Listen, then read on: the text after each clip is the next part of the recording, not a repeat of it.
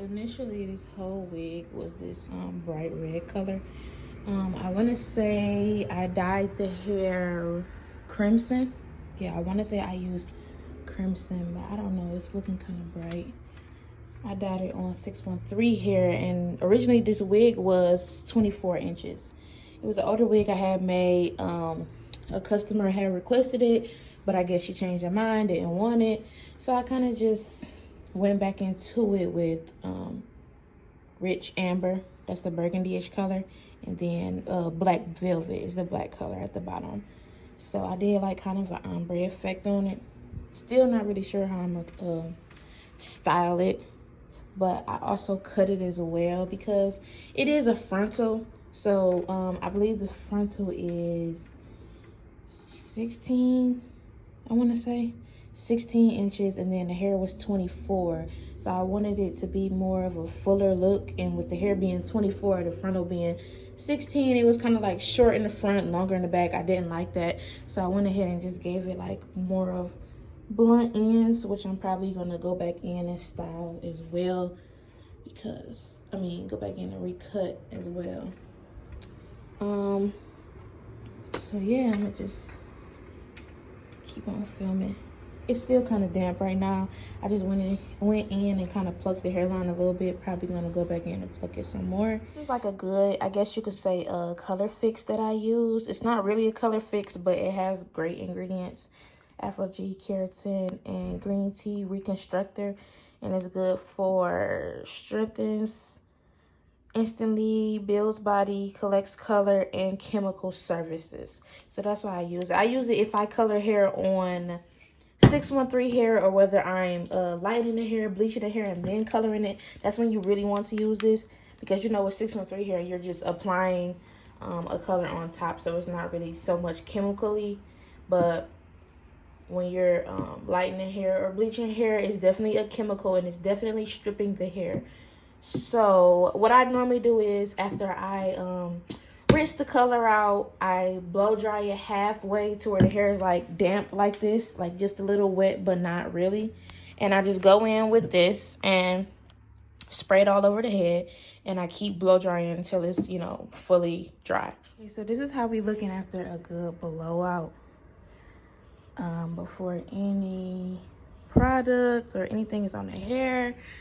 So one thing I love about color is sometimes when you're dealing with dimensions and different ombre effects, when you're actually coloring the hair, sometimes you can't always see it, like see how it's coming out. And like I said, even after you rinse the hair out, when you wet hair, it makes it darker.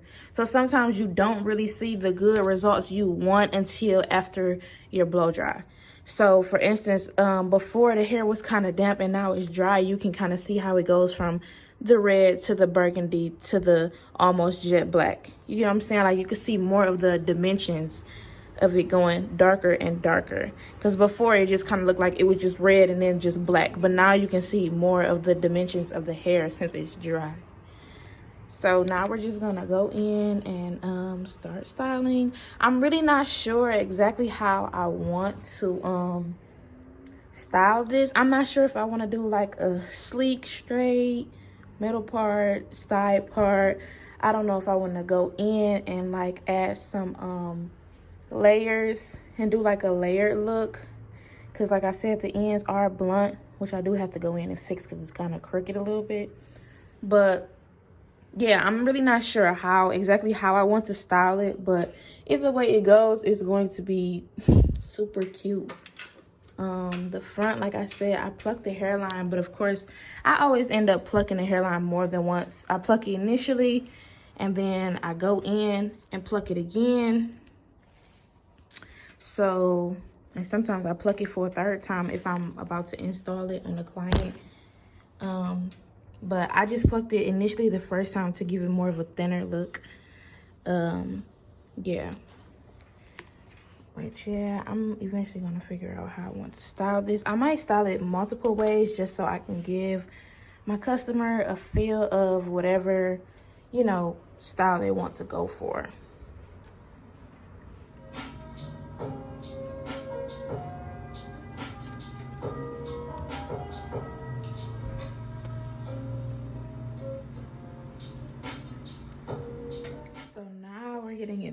styling. Sometimes I do big parts, sometimes I do small ones. I didn't feel like this certain look needed like a huge part because of all the color and everything that's already going on with it. But you know, when my customer or client decides to buy it, they can go in and pluck the parts some more if they need to, or they can have a stylist pluck the parts some more if they need to. When I flat iron this hair, I normally go for sleek looks when I do bone straight. So I will go track by track, you know, and flat iron each track one by one. But since I'm going to put, I guess you could say, waves or curls in, I wanted it to be a little bit more full. So I didn't want the hair to be bone straight because the curls wouldn't last and it wouldn't have that much volume. So I did maybe 3 or 4 tracks at a time, flat iron 3 or 4 tracks at a time, and I didn't go over it multiple times. I did 1, maybe 2 strokes with the flat iron. So it still is, you know, it's still bouncy, it still has a lot of volume, and it's not super sleeky straight. Get into this hair before I even color it. Like, just look how shiny and bouncy it is just after it being processed with color.